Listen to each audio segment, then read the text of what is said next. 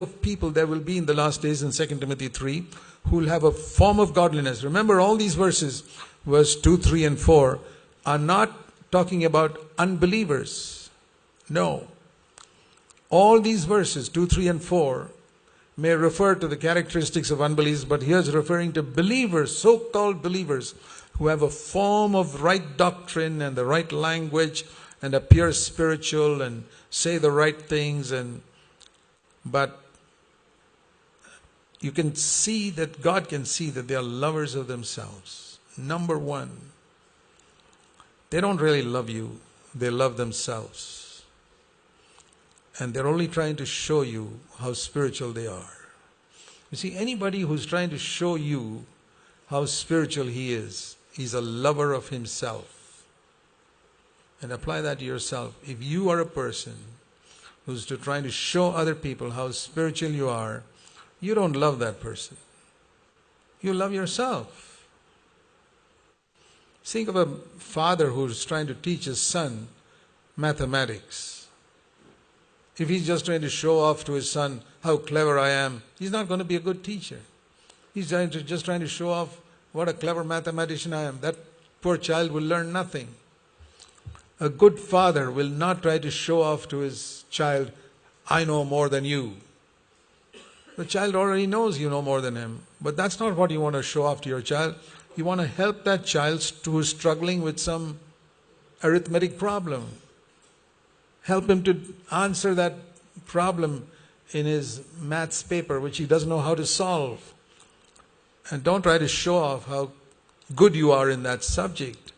So that's a good father. That's a good person. Even a good elder brother who's helping his younger brother will not try to show off, hey, you're in 2nd standard, I'm in 10th standard. That's not the thing. Help him to understand. If you're really a in front of you, as if you're a great man of God and he's a nobody. And one way you can find that out is this.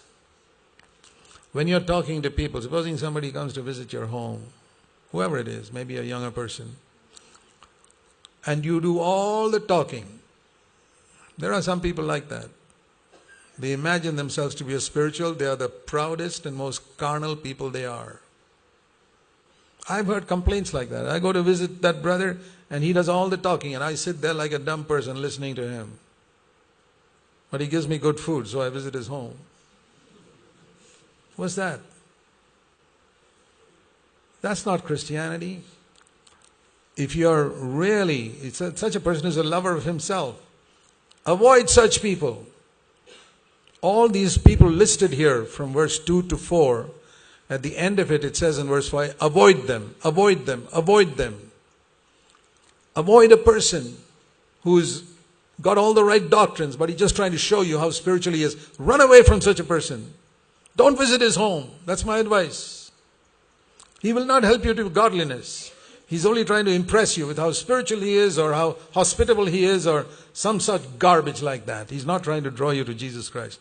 He's only trying to draw you to himself. All these people are people who draw people to themselves. And remember that verse I quoted the other day in John chapter 10. All who came before me are thieves and robbers. That has two meanings.